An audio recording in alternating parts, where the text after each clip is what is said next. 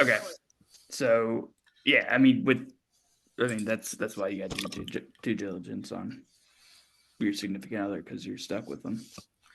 People are just going to start this podcast and be like, "What did we miss? Like we just missed the first half of that Well, so conversation." that's the thing is this one's not gonna be super long. I really only have one question. Okay. And it's gonna kind of catch you off guard, but I think it's a good topic. So but then after that, we can obviously talk about other stuff in future episodes. But I tried doing that Riverside thing. That's what I was trying to send you because it kind of gets us over that 40-minute window. Mm-hmm. So I kind of wanted to maybe start doing this maybe twice a week or something like that, just to kind of make it more regular. And Yeah, that's then fine. but by doing that and maybe instead of doing 40 minutes, we can do uh, we can do what is it? Maybe an hour and a half or whatever it is, and we Yeah, can that's kind of fine. put some filler time in there and just kind of bullshit and stuff too.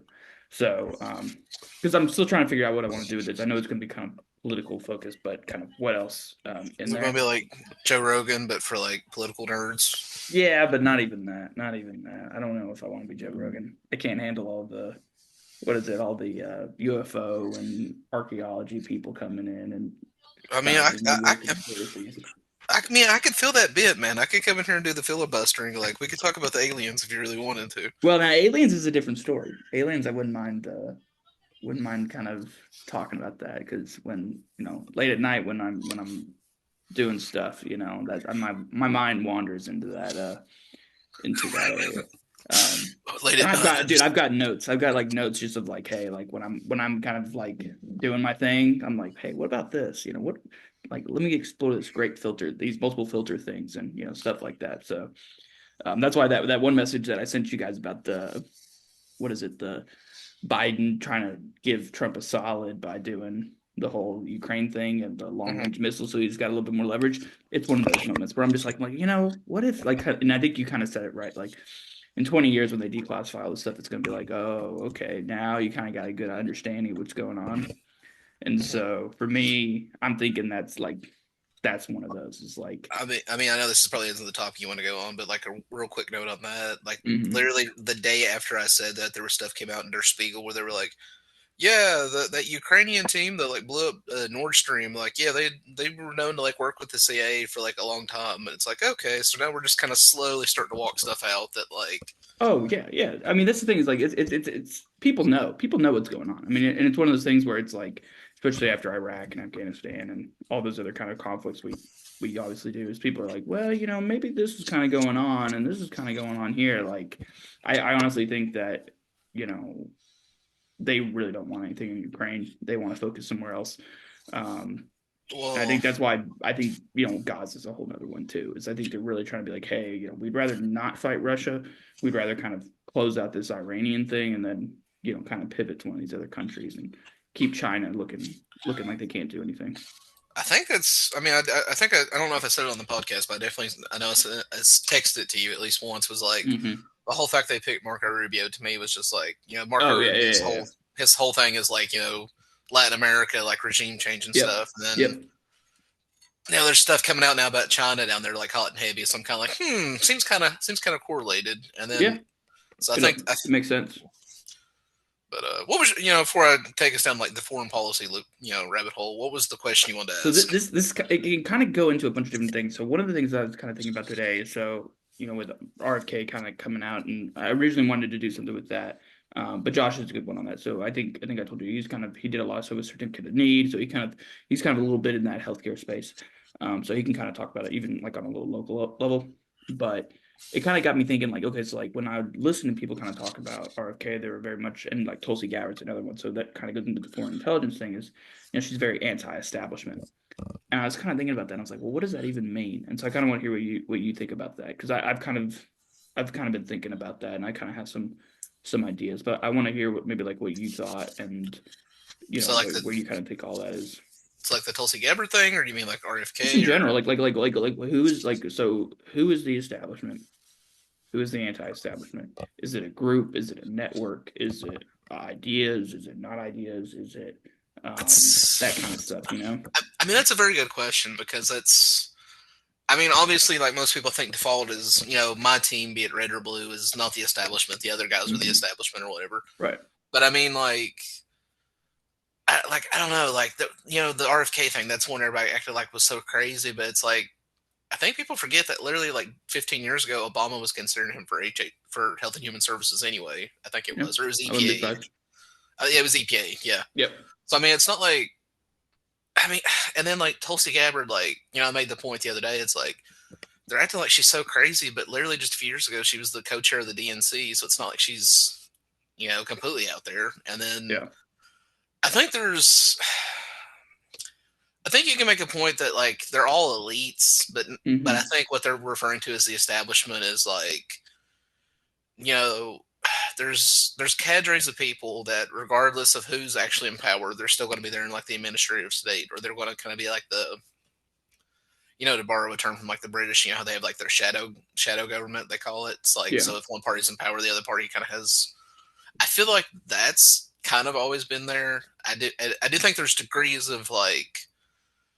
I mean, let's take Trump for example. He's definitely not in the establishment per se, but he's definitely a member of the elite. So I think it's But so like that even kind of goes into it. So like, who are the elites? So like that's even one thing I thought about, and it's like I was listening to some people even consider like our state representatives like elites.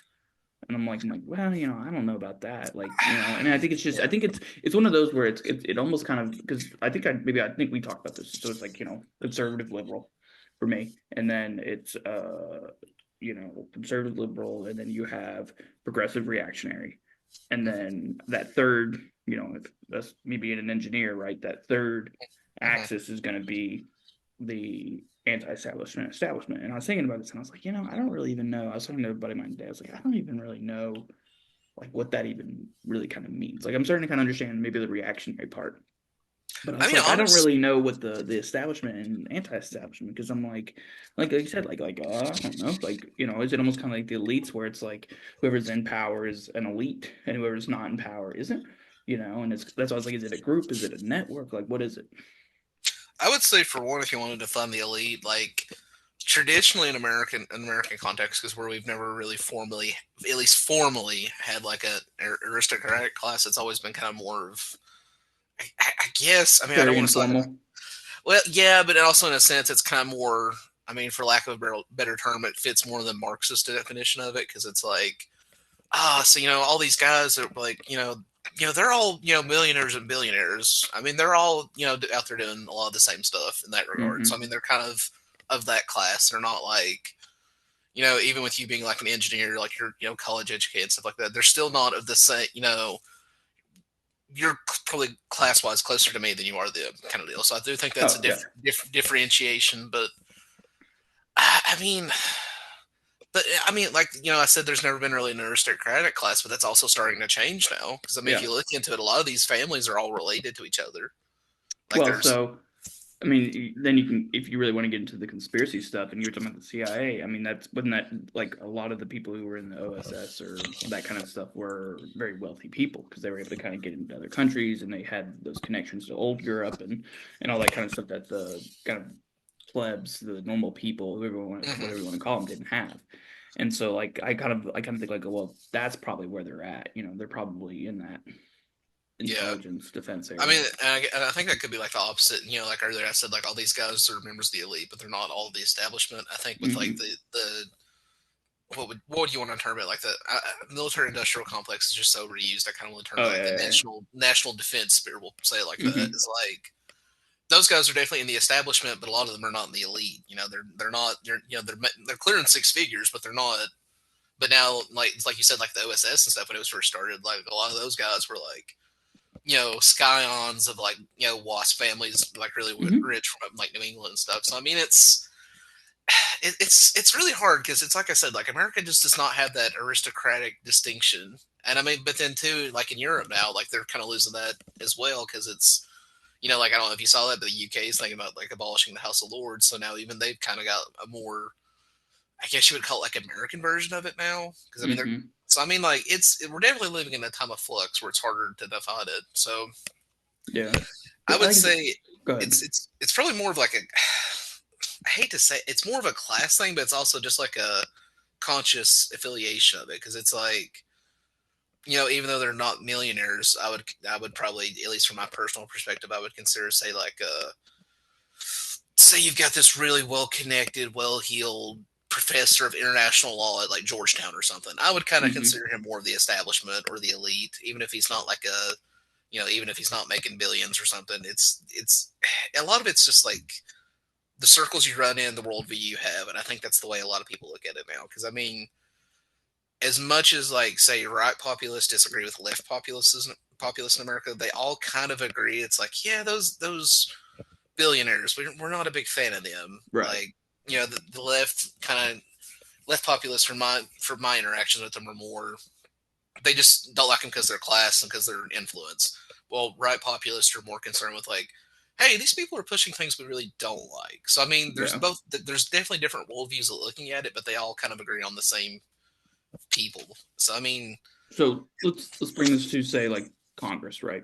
mhm. So who would you say is like the establishment, and say let's pick on the Republican Party instead of the Democrats. I feel like we always pick on them. So like who Yeah. in the Republican Party is like considered the establishment of the Republican Party? Oh, definitely Mitch McConnell. I think so. John Thune is kind of the funny one because he's suddenly everywhere, but it's like I'm just barely old enough to remember him getting talked about back in like the 2000s. Like back then, Hmm. he was kind of the golden boy, and now he's kind of, So I would definitely say like all those that are firmly established, and I would say, so I'd say most of Congress. I would say a lot of the staffers and stuff are kind of in the establishment, if even if they're not like elite, but Hmm. like but then like I would say there was exceptions because it's like obviously from what just happened with like the Matt Gates thing, I would kind of he's definitely an elite, but I wouldn't say he's establishment. And then Right. there's others like Marjorie Taylor Greene is she's crazy, but she's obviously not accepted in like like elite circles because of that. So it's like But I don't know. at the same time, it's like, but they're objectively, I mean, just objectively Yeah, among the I mean Republicans, it's like they're fringe. It's like, well, yeah, like, and that's why I hate. It's like everyone's like, well, it's like the establishment. It's kind of like you're saying with the military industrial complex. It's got this bad name to it, to where it's now like, oh, like nobody wants, you don't want to be a part of the military industrial complex, because you got this nomenclature to it. But at the same time, it's like, well, but like just because you're weird, to pull from Waltz or whatever is like just you're weird, like you're out there. So like, what, mhm. you're anti-establishment now, and then it's like, but is and so it's like, okay, so like if you're saying most of Congress is right, like I think on Democrats, I like Nancy Pelosi, all that kind of shit. Yeah. So, but when you like, then what would be your case for being an establishment candidate, being an establishment, whatever. Because if we're saying that kind of all these fringer people, or all these kind of people who aren't necessarily kind of, they're a little out there, they're a little weird, they've got something a little different to them, whatever it is, they're anti-establishment. So give me the case for the establishment then.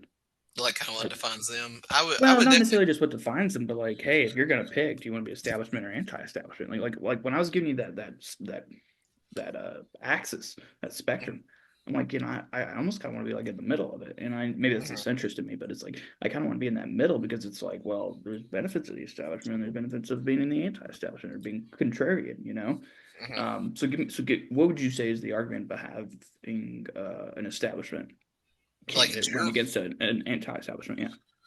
I mean, there's obviously like I would say the biggest like pro for an establishment is just the fact that like you have the institutional knowledge because it's like Right.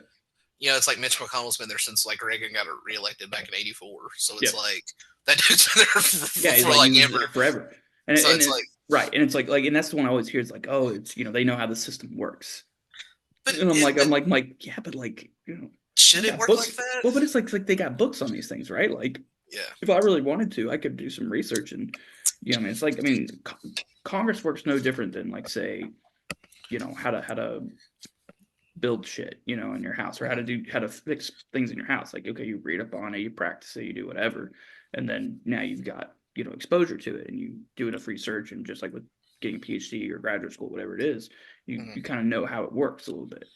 Yeah. So it's like, well, why can't, like, is that really the only case for it? It's like we know how things work. It's like, AKA, you've done favors for people, so you kind of can pull some favors, or is it something else? And that's the other side to it because it's like, should it work like that? I Right. mean, you've basically just you've made it to where you have to be a part of this like club to like get anything done, and it's like, Hmm. I mean, it's there's something to be said. Like, I think it was Napoleon made this really good quote. And I think about it a lot for the past year. I've just been constantly, anytime something happened, it's been in the back of my head. He said, "Never trust anybody under the age of, I think it was 30 or 40 in a revolution. They don't understand the situation." And then I stop and Yeah, I'm like, okay, the average age of a senator is what, like 66 now? if that, yeah. Yeah. So it's like these people are so detached from like what reality is. Like, yeah, you may know Hmm. how the system works, but that system is meant for like baby boomers. And now Right. it's like we're well into Zoomers. And I was sitting down the other day and it like hit me. I'm like, dude, next election, even the first like Gen Alpha is going to be voting, if I'm not Hmm. mistaken. So it's like we're really starting to fly through like generations now. It's like this system, like, and not just like our political system, but like the entire world order is really based on the world the baby boomers came into and made. It's the post World War II order, and now it's like I just don't think it's that's probably the best case I think you can make against the establishment. They're just so out of touch, out of date that like they can't like mentally comprehend like what the world is nowadays. And I'm not saying it's not impossible for some one of them to get it or something like that, but like institutionally, like in this this is also a psychological thing. Like they have proven like generally as you get older, you get more stuck in your ways. You get more Hmm. used to the things they've been. I'm not saying that's necessarily a bad thing, but in the case of like you're running a country, we've got all these global situations, we have these economic issues. It's like you just the solutions that worked in like the 1980s with Reagan just don't work today. Like so but then the other side to it with like the anti-establishment, like I don't know if you've seen this, but from like the reporting I've seen and then I've talked to people that are kind of in touch and stuff. So like I think what they're wanting to do with like the upcoming Trump administration, from what I've been told, Musk is talking to like Malays people down in Argentina like daily, like his Hmm. ministers and stuff. And then like the whole thing with the how do you even pronounce it? The Yeah, it's Doge. It's okay, Doge. So they're basically wanting to use that as like a staffing agency to like it's kind of I don't want to say it's like a quiet project 2025, but there was reporting today that's more or less operating like that. And Hmm. I can say that I do know people that were involved with the first or now the second one, so whatever. Yeah. But it's kind of like their whole idea is they're wanting to go so anti-establishment. They're wanting to do the whole like Malay playbook from like Argentina, and it's just like what worked in Argentina is not going to work here. And it's Right. also just like there's so many like social, economic, and geopolitical differences. Like it's a complete non-starter. So it's like but it's at the same time like they're not wrong. Like they're like it's like we just said. Like there's so many problems in the system now that it really does need a firm overhaul. But it's also just like I don't know. Like I brought up the Napoleon quote. It kind of reminds me more and more of like the French situation going into like the 1780s, 1790s, where it's like you have the initially you had the moderates that wanted kind of like a gradual, more, centrist revolution, and then eventually it gave away to just absolute like, insane people. Like, Hmm. so it's like, it's definitely the dilemma. And, it's, I don't know. And it's like the other thing I think about is like, historically speaking, Americans have like favored like incumbency. So usually if you get Hmm. elected president, you get reelected again. It's like, we've already had two one terms in the past like 8 years. We're gonna have another one now, and it's like if they go full full Malay like tearing up like federal spending and stuff, like I really can't see Vance getting elected in 2028. So it's Yeah. like Well, I don't know. we already talked about the deportation stuff. I mean, Yeah, like and I think it's going to be a lesson, and because I kind of want to end this in a few minutes, just because I know I didn't have much time. We're going to go to the thing, but I kind of want to keep this one short, just because it's you kind of it's yeah, kind of thought provoking. But I think that's exactly it. Is you're gonna do stuff. You're gonna maybe get rid of a few good things. You're gonna do a few good things, And then, but overall, like you're just going to be, you may shit the bed. And it's like, okay, well, if you shit the bed, then you lose that trust. And then it's like, okay, Trump's going to be gone. So you're already going to have a decrease in maybe his support in the Republican Party. Well, And then you're too. already going to have that, is Vance, whoever going to get that coalition. Right. Yeah. And then you're going to have all these other headwinds. And that's why I'm like, hey, 2026 may not be a great year for people, because it's like naturally you're going to have a fuck up. And it's just where you're going to have it. And it's like, the point I was making with like the one termers, it's like the fact we're having this much instability all of a sudden in our political system is kind of an indicator of like, it's very. I don't want to say like, oh, tomorrow there's going to be a civil war or something like that, but Yeah. there definitely is like signs of like severe systematic, like, I don't want to say falling apart, but it is clearly the system is definitely hitting blow after blow to itself, and it's stability is decreasing. And then too with like the whole like Malay thing or Malay, God, Whatever his name is. I know what you're talking about. yeah. So like, I Ask made your this wife. point. She may know. She's Mexican, bro, not Argentinian. Well, they speak Spanish. Yeah, but she like the point I make with this, like especially to a lot of conservatives, because they're like, oh, we got to get the deficit down, we got to get the debt down. I'm like, yes, we do, but like, What are you cutting? there's well, that, and it's also just like, don't even worry about what you're cutting for a second. Do the basic math here. So federal spending is 25% of GDP. I think it's actually 23%, but let's call it 25%. Let's keep it even. So 25% of GDP. Our deficit is about 6% of GDP. So revenues are 17%. We're spending about 25%. It's about 6% difference, or whatever. Close enough. So to put that in context, if your deficit is like 6% of GDP, the 2008 recession, the Great Recession, that was a 5% drop in GDP. So if you completely eliminated the deficit tomorrow, you would create a contraction in GDP greater than the 2008 recession. Yeah. Like, sit for a second and think about what that means for you next election. Like, it's they're going to crucify you. There's just no other way. It's like, and I mean, but it's like I said earlier, it's like they're valid that this is a problem. Like, we're increasingly seeing issues in like treasury markets where people are just not wanting to buy like U.S. treasuries because like they're sitting here doing the same math I just did. Like, they're like, there's no. The only way you can pay this is if you start printing the money. I mean, we've seen that with Japan. We've seen that in Europe, and like, that U.S. Treasury bond you buy might get like a 5% return, but if U.S. inflation's like 7%, you're losing in real terms. Yeah. So it's like. So the last thing that I want to say, this is almost my case for why I think you're going to see a second, basically a 1910s, 1920s kind of progressive revolution kind of a thing, and essentially coming into like an FDR. I think this is why you're going to see something kind of coming in. We'll do that in another video. But yeah, I think that's why, because it's like, okay, you're gonna have to find the money somewhere. Okay, and let's just say it even simpler. You're $1 trillion in debt. Where are you pulling the money from? Exactly. And it's like so, because you're not going to be able to cut. I mean, you can do this other kind of stuff, and Inflation Reduction Act, all that kind of stuff. With the negotiating drugs.